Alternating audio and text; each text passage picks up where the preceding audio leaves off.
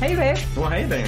Hey, I heard something really cool. You did? What's that? I heard that you went to Turkey. Me? Yes. You heard about that? Mm-hmm. Where in the world did you hear about that? Only about every 10 minutes you mention it to whoever you're around. It was a pretty life-changing trip, so I probably do mention it every now and then, 5 or 6 times a day. Mm-hmm. But when I do mention it, I talk about how it's a faith-building trip and not a faith-defining trip. Mm-hmm. Meaning a lot of the things that Mark and our whole expedition, I like to call this an expedition because it sounds cool. Wait, didn't you call yourself the Fairchild Five? The Fairchild Five, yes. We had Mark, we had Scott, Scuda, which is me. We had Josh, we had Dick, and we had Janelle. Mm-hmm. So we were the Fairchild Five, and we made it through all of this. Yeah. And I call it faith building instead of faith defining because some of the things we're going through, there's not 100% evidence. There's a lot of evidence that tells us these things happen in Paul's life and all that we're going to talk about here in a little bit. But there's also, it's not faith defining because if we find out some of this didn't happen, it's not going to change my faith. Right. So it's like building it up and making me think of new things and new ways to look at the scriptures. But yeah, so cool. So the way this started is a few months ago, we interviewed a guy named Mark Fairchild. He's a professor in Indiana, and they call him Indiana Mark when he goes to Turkey. Because, and I know why now. Yes, because he does all the crazy things. And when we interviewed him, he said he doesn't usually take people with him because they can't keep up. But I had mentioned, well, Scott could keep up because, you know, he goes to the gym every day. And he reached out several months later and said, hey, you still want to go to Turkey? And Scott, I said, you got to go, babe. You got to hop in on this trip. So that is how he ended up going and sharing this experience with the Fairchild Five. And so we thought it would be great to have a recap of that and just kind of listen to the two of them bounce off each other and see, you know, just a recap of the trip, of all the fun things that they did and all the places they hiked and all the things they saw and all the danger they were in. So we hope you guys enjoy this recap too with Dr. Mark Fairchild.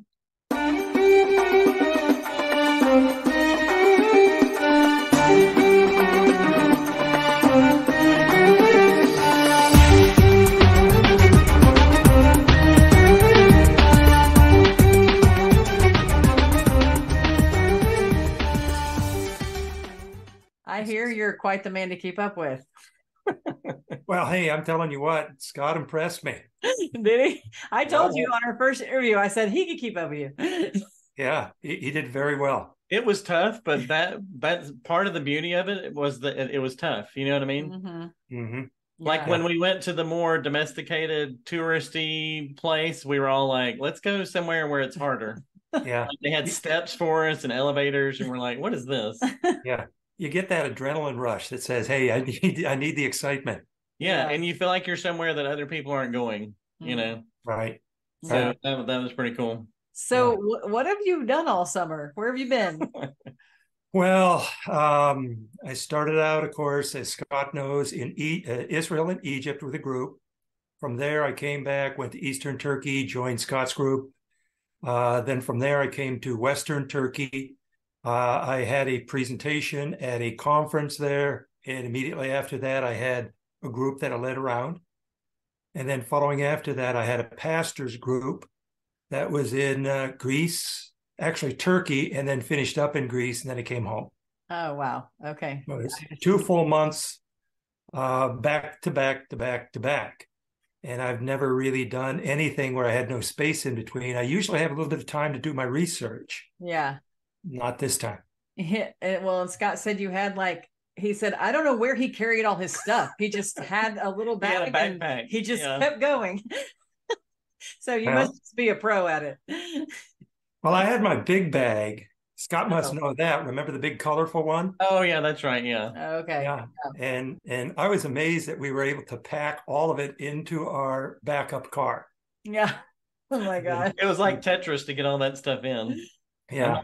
My bag was way too big. I told Rebecca the next time I'm taking 2 changes of clothes and in a backpack. I mean, I didn't need 90% of what I took. Yeah.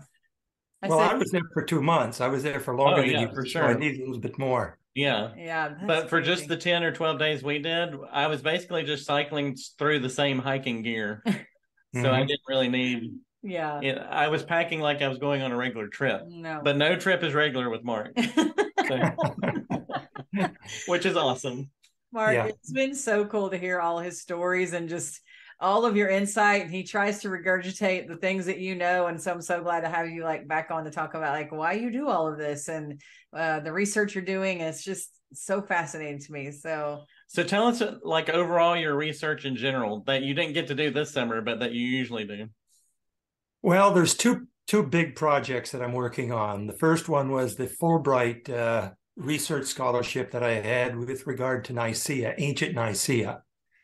I was able to spend one day there, because I had a group that actually was at Nicaea. They wanted to see Nicaea. So one of the groups that followed after you, I took them to Nicaea. So I was able to be there and to take a few photographs at a new museum. They've got a new museum that they've opened up there. And I almost finished, I can't say finished entirely, that book. And I don't know if I should say this yet, but I've got a publisher. Oh, okay. InterVarsity Press Academic has gone through the first two stages of the publication project. Oh, yeah. They actually have three stages. The first stage is where I get a hold of an editor and make the proposal for the project, explain what I'm doing, give a lot of the data. And then the editor that I've been working with approved of it, liked it. She took it to a subcommittee. That subcommittee on Friday liked it, a lot of good comments, and they passed it on to the final committee, which is going to meet on Friday. I anticipate that will probably be a yes, but you, of course, are going to be editing this production. I'll let you know if it's final thumbs up or not. And of course, you can wipe this out if it's a So no. this is for the Nicaea project, right? This is for the book that I'm writing on Nicaea. And like I say, it's practically finished.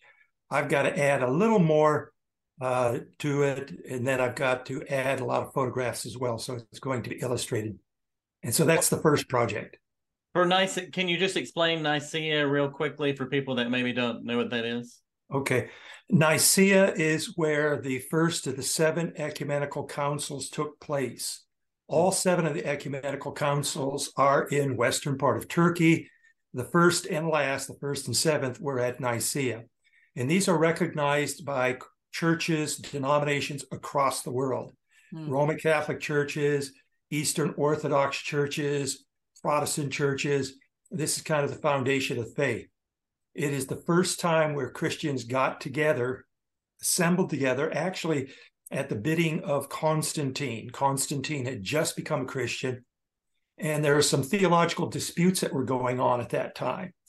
And Constantine did not want Christianity to be fractured into the denominations that we see today. I think actually Constantine would be, really disappointed to see the way that Christianity is fractured into Eastern Orthodoxy, Roman Catholicism, Protestantism, and there's this bickering sometimes. I think, and my hope has always been that we get over the small details, okay, and really concentrate on the core of the faith rather than to, argue about how do we baptize someone. Right. That's not to diminish the importance of baptism or some of the other issues that we discussed, but it's not the core of the faith. It's not what Christianity is all about. But at any rate, Constantine gathered together a little more than 300 people at Nicaea, and they debated the issue. And that's, of course, from that came the Nicene Creed, which has become one of the first foundational creeds of the Christian faith. The work that I've been doing there, along with Mustafa Shaheen, he is the head of archaeology at Uludağ University, and he's got the director of archaeology at the site. We believe that the basilica originated as a marturion, and that is a church that was built to commemorate and to remember a martyr. His name was Neophutos. Then, when Constantine gathered together this assemblage of bishops and leaders of Christian churches, they probably met in that church. There are 16 churches, ancient churches, Byzantine churches, that have been discovered at Nicaea, but only one of them dates back to the time of Constantine. And that's this recently discovered submerged basilica. Wow. It was first found in 2014, so it's not something, and of course, if it's underwater, people aren't going to see it, but it was revealed through aerial photography in 2014, and then the authorities asked Mustafa Shaheen if he would investigate, and he's been working on it since. Oh, wow. So cool. Okay, that's crazy. So they're diving down and seeing this underwater basilica, like yeah, and it's not far submerged. It's about 2 meters, about 6 feet, depending upon how close to the shore. It's not far from the shore. Also, maybe about 30 meters, 30 yards roughly from the shore. So the closer part is not as far underwater, but the deeper part of the basilica is a little further. So they've got people trained in scuba. With cameras and with a suction tube, they're excavating, bringing up a lot of the artifacts that they're able to suck up out of the water onto the shore so that can be examined. Ah, that's so cool. It's pretty amazing. That's crazy. Yeah. So I want to get into our Turkey trip. And one of the first things that really hit me is that I didn't realize is 3/4 of the New Testament was in Turkey. Like it happened in Turkey. And I don't know. I would say closer to 2/3. 2/3. Yeah, that's what I meant. 2/3. And I don't know what I was thinking. Like, I guess in my mind, I never thought of where Ephesus is and Tarsus is and all that. I never really imagined them being in Turkey. So that's the first thing that blew my mind is 2/3 of the New Testament's in Turkey. So I don't think that's something we really think about or really learn about. Mm-hmm. So, yeah. So we started in Antioch. Tell us about Antioch and how the church started there. That kind of blew my mind too. When we got there. The Acts of the Apostles tells us that the early Christian church was persecuted in Jerusalem. As a consequence of that persecution, Christians spread out from Jerusalem. They went into the area of Judea, further afield into Samaria. We read about that in Acts chapter 8, where Philip preached the gospel to the Samaritan people. But the persecution continued. And as a consequence, Christians spread throughout the Mediterranean world. We read in Acts chapter 9 that a Gentile, not a Jewish, but a Gentile Christian church began to grow up in Antioch, which is far to the north of Jerusalem. And it was a big city. The city was one of the 5 largest cities in all of the Mediterranean world, so not a small city. Even today, the city's 200,000 people. Of course, the earthquake that Scott and I saw. Oh yeah, it was.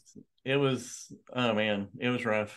Yeah, it's diminished the population. Much of that population is now departed and has gone elsewhere.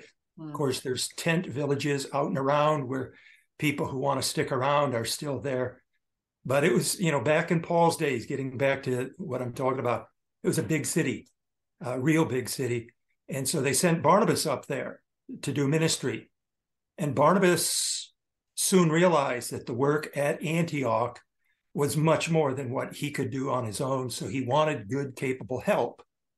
Now, Paul, by that time, had been sent back to Tarsus, his hometown, which is not all that far from Antioch. So Barnabas went over, found Paul, and then brought him back to Antioch. And it stated in the Acts of the Apostles that they together for a full year began to do ministry at Antioch.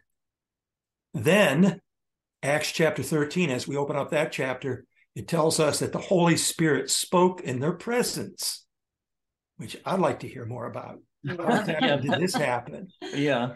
But, the initiative was not people, it's not a church meeting where the elders get together and say, hey, I got a great idea. It's specifically stated twice that the Holy Spirit spoke in their presence saying, set aside for me Barnabas and Paul for the work to which I've called them. And so that was then the beginning of what we read about in the rest of the Acts of the Apostles. And that is the 3 missionary journeys of Paul and Barnabas and Silas as they go into, what is today Turkey, what was known back in those days as ancient Anatolia. So tell us, didn't they meet at Mount Starin? I think I'm saying that right. The mountain that we went to where the caves were, that's where the church met in Antioch? That's what tradition tells us. Yeah. Unfortunately, the modern city of Antakya sits squarely on top of the ancient city, so we can't excavate anywhere we want. Actually, now with the earthquake and removal of the debris, there's probably I don't know how the city's going to develop in the years to come, but it may be possible, conceivably, for us to find new archaeological sites and places to excavate in Antakya or ancient Antioch. But according to tradition, this is where the church began. And was it the church that was initially established at the time when Barnabas and Paul were there? Or was it a church that developed a little bit later on in time? We don't know for sure. But the church, and I wish we could have gotten in. Unfortunately, because of the earthquake, the church was slightly damaged, from what I understand, not significantly so. But it wasn't open. For that matter, nothing in Antioch was open at the time when we arrived. Yeah, and with everything that was going on, I can understand why they didn't have everything open. So yeah, I mean, we were lucky to find food there, quite honestly. yeah, we found a little place on the corner and ate there. So yeah, it was really like a war zone. It really was. Oh, really? So prayers for I've them. never seen anything like that. I hadn't either. I've never been in a place like that. So okay, now we go to the net. This was probably the hardest hike for us for sure. And that was the Seleucid Fortress, which is about 200 BC, right? So yes. Did it take us like maybe 4 hours to climb this thing? It seemed to me we made it faster. Okay. It just felt like 4 hours. I know in the past it's taken me 4 hours. But the route that we took this time, I think we must have gotten lucky because we found a route. Did you feel lucky? It's almost like the waters parted and we were able to get up there. Now, you still had that very difficult, arduous climb because you're going almost straight up. Oh, yeah. Still difficult, but we didn't encounter the brush that I've typically had to claw my way through, getting scratched and whatever. But on the way up, it was terrific. I think we missed the route on the way back down, though. It seemed harder on the way back down. Yeah. Because on the way down, somehow we gotten off track a little bit and we got a little more scratched up, but still wasn't bad. That was, so maybe it was 3 hours. I can't remember how long it took us to get to the top. Ooh, but the coolest moment is when we rounded that corner and we came through the brush and you saw the elephant above the elephant carved into the top of the building. Yeah, the lintel. And I'm like, man, this is real. Like, this is Seleucid. This is I'm actually here. Why an elephant? Well, that was the symbol of the Seleucid Empire. Oh, I didn't realize that. Yeah, the Seleucid Empire was an empire that developed after Alexander the Great's death. Yes, responsible. After Alexander kicked the bucket, his massive empire that extended all the way from Greece and Macedonia to India was divided up by what are called the Diadokoi, that is the generals. And this particular territory was taken over by Seleucus. And he established then his own kingdom, which lasted for, 300 years. Yeah. Yeah. And that was their symbol, was the elephant. Okay. I didn't realize that. This is where we get the story of Hanukkah from. Eventually, right? That's when the Jewish people fought.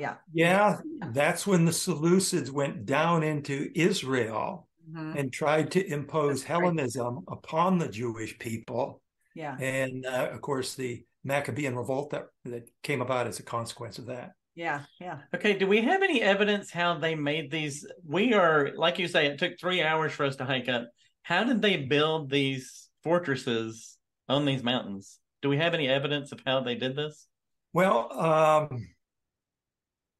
mean, there are theories, and is it aliens? I don't think too many people follow after that theory. Okay. They had to have quarried the stone from the mountaintop. Okay. There's no way on earth they are going to be able to haul that amount of stone from down below up the route that we took. Impossible. So they had to have quarried right there on the top. And then as they quarry down into the mountain, of course, you're opening up cavernous areas where you can use it for storerooms, you can use it for homes, residences. It was probably used. There are some people who believe that that was the Seleucid treasury, which in some regards makes sense. Because if you've got gold and valuable possessions, it's pretty hard for somebody to get up that mountain to steal it, to take it. Yeah. And if you look at it, the layout of the entire place, and we weren't able to actually get to the upper city. We pointed out to Scott and the others, the upper city. I don't think anybody had the energy or the will to do more climbing because it was even higher up. But it's kind of a Spartan, austere, not a luxurious kind of a city. It's pretty much rudimentary, and you can imagine probably for troops and whoever it is that's been stationed up there. So my suggestion is I think they quarried a lot of the stone for the walls, for the towers, for the residences from the mountaintop itself. And still, that's an amazing, amazing structure on top of a place that is scarcely accessible.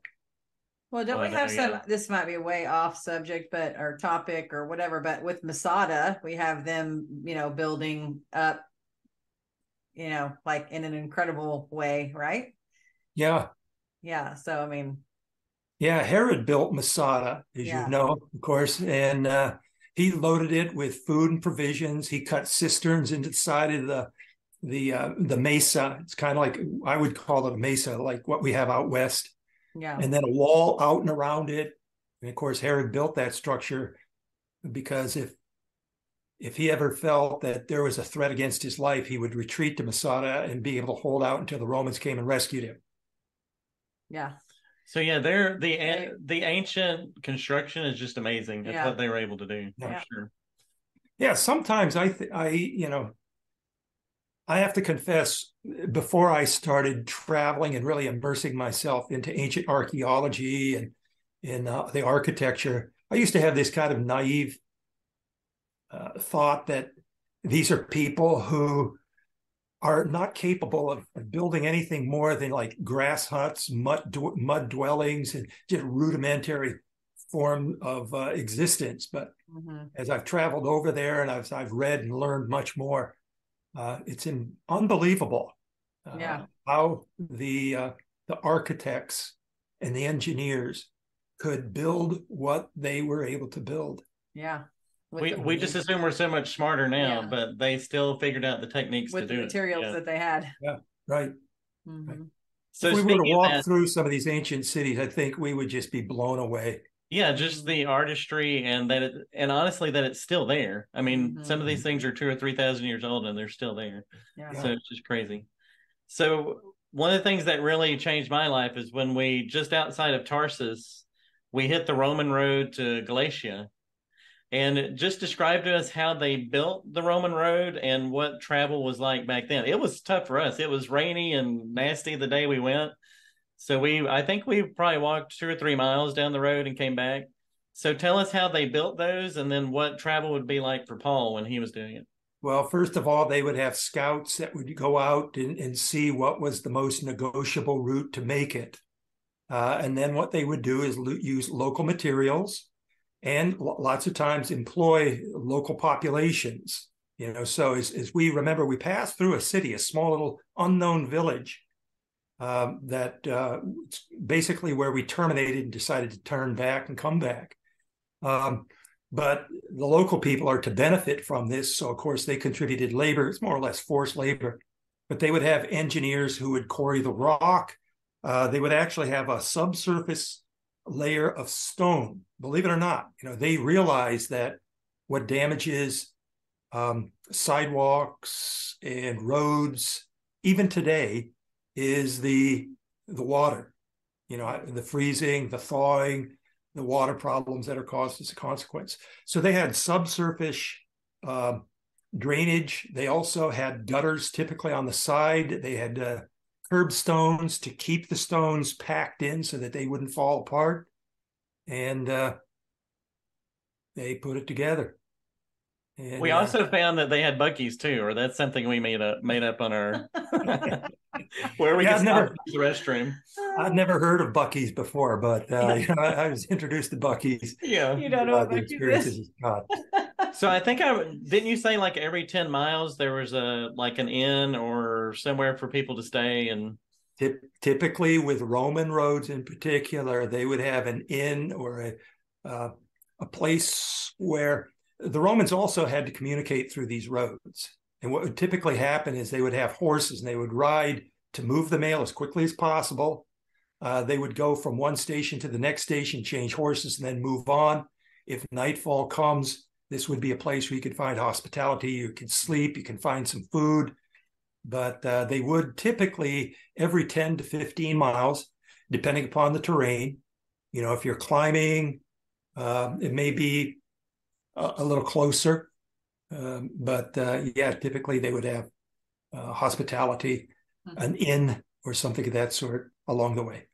Wow. And as a matter of fact, I pointed out, I don't know if you remember, but on our left-hand side, some distance beyond the Roman mile marker that we had spotted, there was a dwelling that had been cut. Of course, there's nothing standing from the dwelling, but you could see the foundation of a dwelling on the left-hand side. And that very well may have been an inn. And it's so cool to walk those when you're actually, like, you can read it in the Bible and it's really cool. But when you're walking along paths that you knew Paul took, it just changes the way you read things. Like the way I read the Bible now is totally changed because I've been on location where it happened. Because in my mind, I can think, oh, that's right there. I was right there. So I would tell anybody to take a trip like this. I'm serious. You told me that I probably would not like what y'all You wouldn't like some of the climbing, probably. Yeah. That's why I said you could do it. Well, I'm kind of a daydreamer. When I go on these trips, many times I'm by myself. Yeah. This is actually the first time I've taken a small group to these places because most people aren't capable or willing to do what Scott was doing. Yeah. Well, but, did they cramp your style a little bit? No, not really. As I said, I was amazed at how well all of them were able to negotiate and to make it. That's but typically, as I do these things, I'm just daydreaming. I'm just taking myself back 3,000 years, and it's particularly good when you're out of nature, you know, because you don't see modern buildings or anything of that sort. And I almost get the sense that I'm walking with Paul. Yeah, that's cool. Yeah. So these cliff dwellings are some things that you guys talk about often, and like Scott sent me a picture one day, and there was like a mountain like this or a cliff like this, and then one kind of like this, and he said, I'm climbing this today, and I said this, and I circled it. He goes, no, this, and I was like so I'm constantly just saying, let me know when you're down or out or whatever you're doing. Let me know you're alive. He said it had like ropes hanging with knots tied in it to hold. I was like, give it a real good tug to make sure, you know, it hadn't been there since Cleopatra. And so, you know, give it a good yank before you hold on to it. So tell us a little bit about those cliff dwellings and like what evidence we have that Paul ministered there to those people. Scott may be thinking about the Lammas Valley. Yeah, the like Satan's Valley, is that what it's called? No, well, that's a different one. Okay. The Lammas Valley was before Satan's Valley. Okay. This is the one where we walked a good distance. It was sprinkling out a little bit, but they had the sprinklers and the water pipes. Oh, yeah. Okay, yeah. And you remember the Roman bridge that we saw that goes over the yes, that river? Was before that. Yeah. Okay. So that's a great sight, and you can really see all the rock-cut dwellings. These are people who are trying to escape from pirates who had been raiding them, and they retreated up into the interior. It was a matter of basic survival. And then I think the one you're talking about is Satan's Valley, is called Adam Kalar. Yeah. And that's pretty steep going down. And they had this rope. I assure you it wasn't from Cleopatra's time. But that's the first time I've seen that rope. It wasn't there last year. Oh, wow. Okay. So it hasn't been there. And I think part of it is, I don't know, maybe some people have fallen down, but it's, you know, if you fall down, you're going to get seriously hurt. Yeah. If not killed. And so, they had the rope that somebody had anchored to the side of the rock. And so that would help you as you take your way down.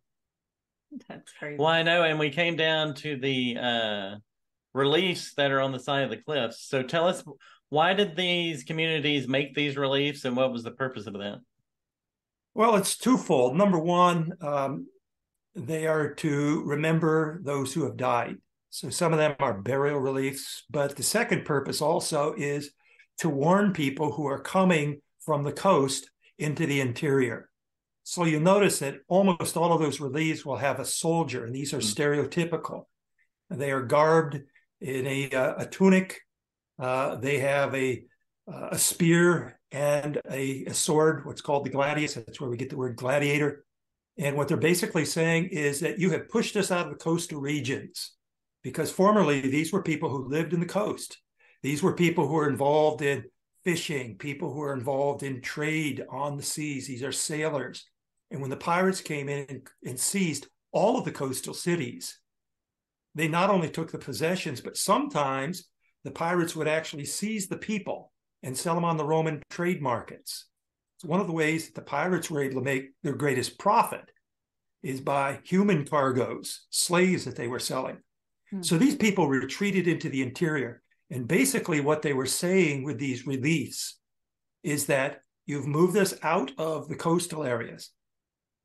We're now ready to defend ourselves. Okay. And we have the upper hand because we have the higher, the heights. We know the territory. We know where we can hide. We know where we can ambush you and attack you. And what's also interesting about these is many of them are on conspicuous places on the mountainside, so that anybody traveling from the coast up Satan's Valley would be able to see these from a distance. And it's kind of a shot across the bow. It's a warning. Yeah. That if you come up here for evil purposes, you're in for a fight. Yeah. We need to put some reliefs up at the house and see how they That's why we have 3 teenage boys. Okay, so now we're heading to you discovered what is known as the oldest Jewish synagogue. So tell us about that. That was one of the coolest moments when we climbed through all that brush. They need to clean out some of this stuff. So this is what I said to Scott. I'm like, I can't understand why there's not a gondola and a ticket booth and a souvenir shop near all of these things. Like, why are they not capitalizing on these places, Mark? That may happen someday in the future, but right now, that's not the case. It is, as Scott could tell you, this is a wilderness out there. Oh, yeah. There's a reason why it's called rough Cilicia. Yeah. Cilicia was divided into 2 different sections. One of them is called smooth Cilicia, and that's where you have coastal flatlands. It's not as rugged as rough Cilicia. Well, no, I just wondered why they didn't turn it into some touristy thing. He might be getting else, but yeah, I mean, well, I think you're trying to help the Turkish government get more invested in this. Maybe one day. Yeah, I think part of the reason why it hasn't been developed very well is simply because it's hard to get there. And to make highways or roads that are easier to get into the interior, that's going to cost a lot of money. To then, once you get into the interior, to actually get access to the site itself. Once we parked our car, how many times, Scott, did we have to get out of the car and then hike and make our way through brush? Oh, yeah. It's just that it's going to be costly. Yeah. To develop those sites. How did you originally find the oldest synagogue? It's 200 BC, you think? It's 1st or 2nd century BC. Yeah. So, somewhere in that range. The first time I visited that area, I knew that there were ancient sites, ancient villages and towns, but I didn't know specifically where, because the roads are worse than today. Most of the roads that we traveled on today had at least a little bit of pavement. We didn't get onto too many dirt roads, but back in 2007, when I first visited, a lot of these were dirt roads that just weave in and out all over the place. And so as I was looking around, a person on a motorcycle drove up to one of the sites. He saw me off onto the distance, and he got off of his motorcycle and started walking over towards me. And I thought, well, he's going to tell me that I'm not permitted to do what I'm doing, that I have to get out of here.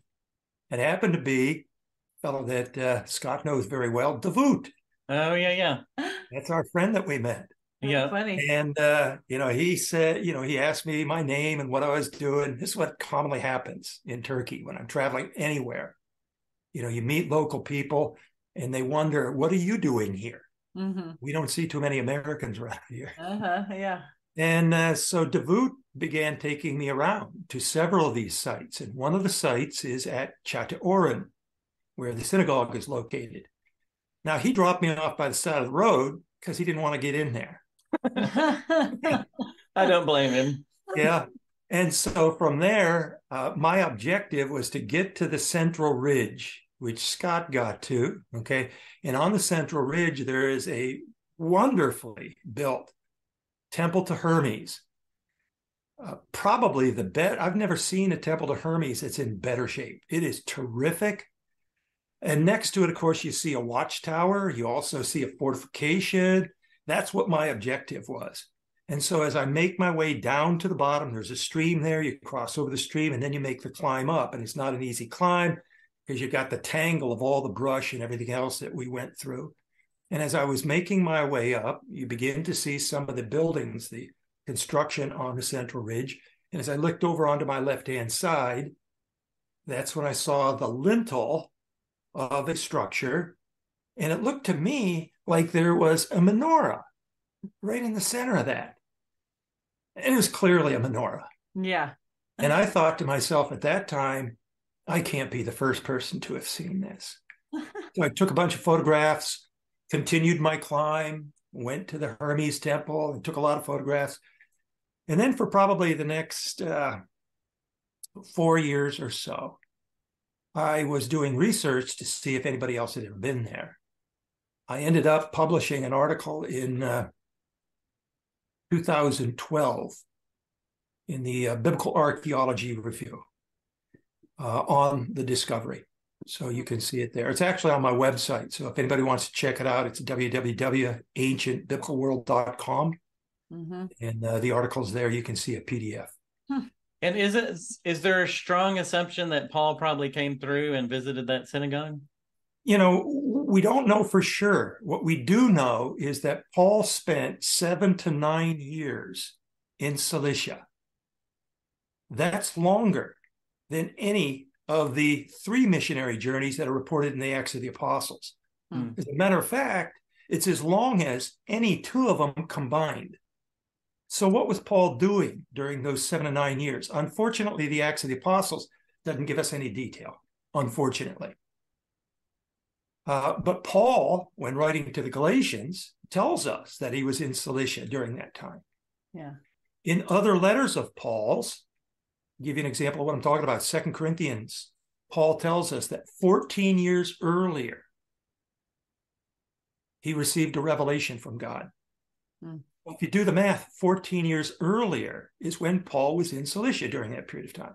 And it's during this period of time that Paul was learning the gospel, learning theology, learning, who Jesus Christ was, unraveling the Judaism in which he had been immersed for all of his life, and coming to grips with the fact that Jesus Christ is alive and he's Messiah. Yeah. And Paul just didn't sit on it and just didn't theologize. He went into this region and was doing ministry in synagogues. Now, we know from Paul's pattern from the Acts of the Apostles, when he does missionary work, where does he go? He goes to villages and towns and cities with a Jewish presence, and he doesn't go to the agoras, where most people would assemble together and hang out. Yeah. He goes to the synagogue. And so my theory, and this is what I'm writing with my second project that I'd mentioned a little bit earlier in this production.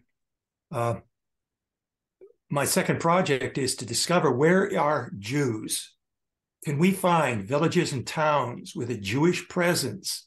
And if we find them, I believe I think with a high degree of probability that Paul was there during that 7 to 9 year period of time, evangelizing, sharing the gospel with Jews in these communities. So this might be a weird question, but I'm on the menorah that was etched in the synagogue. Did it have 7 or 8? 7. 7. Okay. Because that would have been 7 before. branches. Yeah. And the menorah is crudely cut. Mm-hmm. Okay. There's a couple of things that help us to date that menorah. Number one is later on in time, the Jewish menorah became stylized. So it would have a tripod base, mm-hmm. And it would be stylized, just kind of a style that was repeated throughout the Hellenistic, not through the Hellenistic, but through the Byzantine period. This is not stylized. It's crudely cut, and there's no tripod base. Okay. The other thing that helps us to date it is the construction of the building itself. And that's polygonal construction, mm-hmm. which dates to the period of the Hellenistic. Yeah. Well, the Hellenistic period. And in there was is it a sign of Zeus that was also next to it? So tell us that can mean as far as the synagogue goes. Scott, that's getting pretty deep into it. I thought it was amazing to hear this, to know that this was something that was going on. So on the right-hand side of the menorah, now the menorah is centrally positioned on the lintel. Okay, mm-hmm. So that's the primary object. But on the right-hand side of that, we have a symbol of Zeus, and that is the thunderbolt. Most mm-hmm. of you remember, of course, Zeus is the god of Mount Olympus. He's the god of the sky. He's the guy who throws the thunderbolt. Mm-hmm. And he's commonly depicted with a thunderbolt, which has, it's a lightning bolt, essentially, with 3 prongs on the front and the back. And that's exactly what we see here on this menorah. Now, the question to be asked is, why would a Jewish synagogue have a pagan symbol etched upon it? Mm-hmm. Now, the answer to that is that during the Hellenistic period, many of the Greeks, that is, the non-Jewish people, were questioning the polytheistic Greek and Roman gods. This is where philosophy came in. Philosophers were questioning traditions. And so some of these people believed that there was only one God, not many gods. And they believed that there was a God, which in Greek is referred to as the Theos Houpsistos. Translated simply means the highest God. Well, who's the highest God? That would be Zeus, okay? They didn't believe that any of the other gods existed, but they did believe that there was a God. They called him Zeus. Now, there's an interesting book that was written during the Hellenistic period, that is the intertestamental period, about the 2nd century BC. It's called the Letter of Aristeos, and it was written by a Jew. And this guy says that many of the Greeks believe in the same God as we do. They just give him a different name. We call him Yahweh. They call him Zeus. And so what's happening here is there's reconciliation. And this is, I think, perhaps even where Paul began to learn about reconciliation, not only theologically, but how that's played out in common life. Because you have Jewish people who are living in Chataorim. You also have Gentile people living in Chataorim. And what they're doing is they're forming a common center for worship of the one God. Now, there's also an inscription that was found at Chataorim, which we don't have enough time to get into right now, but it reinforces what I've just been describing. 2 people who have come together, who are laying aside their theological differences. No doubt they had different views of who this highest God would be, but they have a common bond. Now, incidentally, I'll leave you with one more thought. The New Testament refers to these people not as devotees of the highest God, but rather there's another term that they use. They're called God-fearers. God-fearers are non-Jewish people who believe in only one God. And we read about those God-fearers many times in the New Testament, in the Acts of the Apostles. Wow. It's a lot to take in. That's so cool. Your brain holds a lot of information. So there's another thing I learned on the trip, and that's Thecla. Can you give it like a brief biography of Thecla, which I had never heard of? So much about Thecla. Oh yeah, I was like, what is sending this? me all this information? I was like, this is crazy. And I went and watched a few little videos on it that I could find just to see like what in the world. And I'm like, yeah, actually, Mark didn't make this up. It's actually all out there, or a lot of information out there. Yeah, very briefly, there's a second century document called the Acts of Paul and Thecla. Thecla, Thecla. It was written in the middle of the second century. And it describes Paul when he came to the city of Iconium on his first missionary journey, preached the gospel as we read about in the Acts of the Apostles. But realize also the Acts of the Apostles doesn't tell us everything. Okay? Yeah. This is a woman who was engaged to a nobleman. Okay? And she listened from her bedroom window to Paul preaching and sharing the gospel. She believed.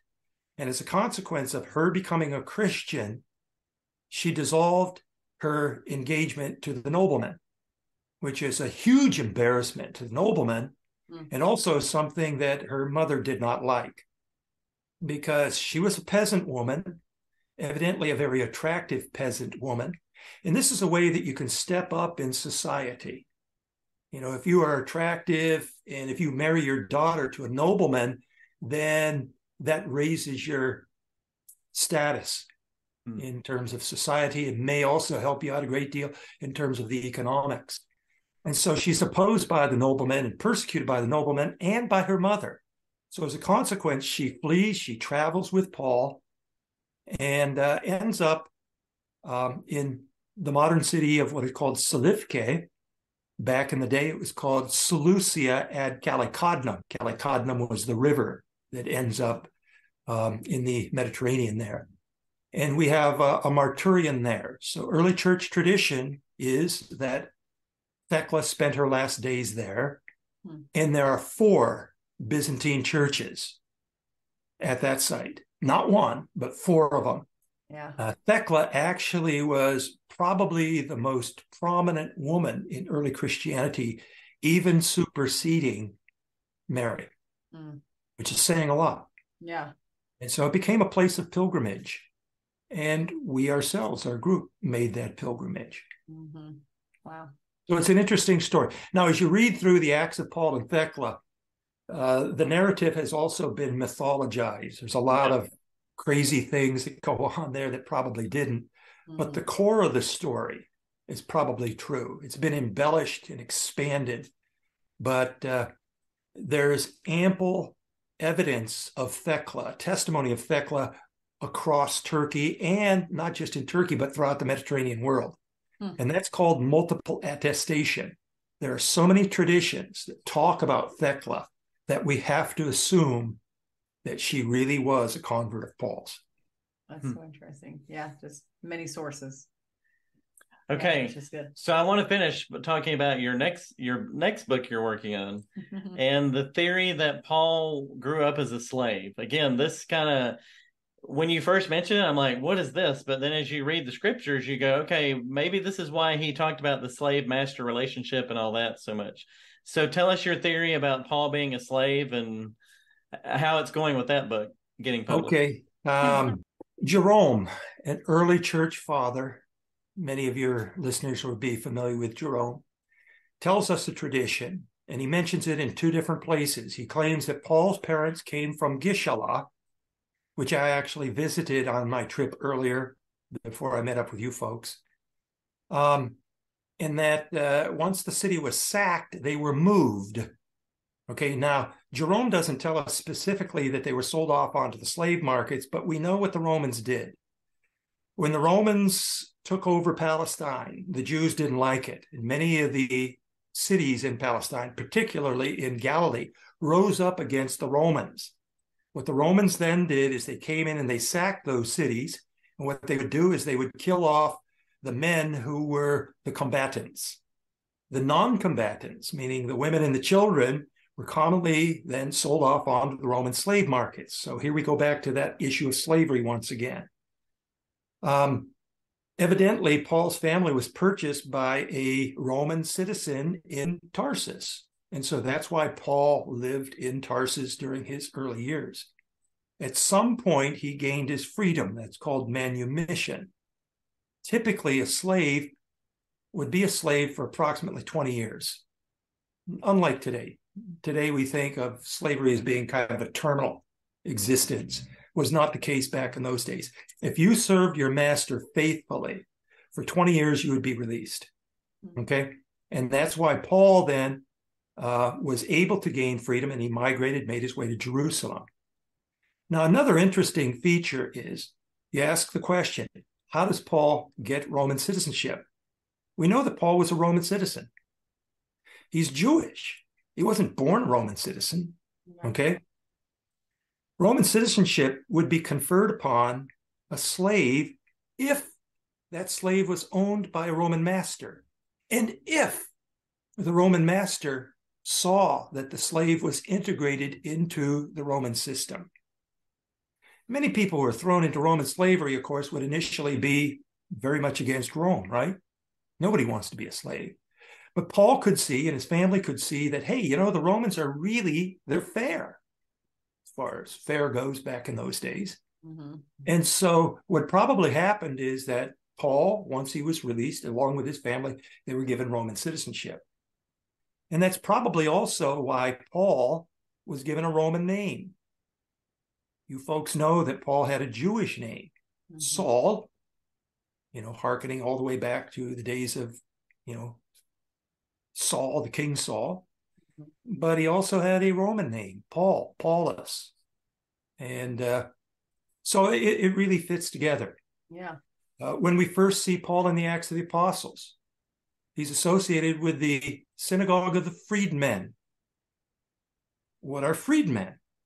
Freedmen are Jews who were formerly slaves, but had been manumitted, had been freed. They themselves made their way back to Jerusalem, and they congregated together in a synagogue.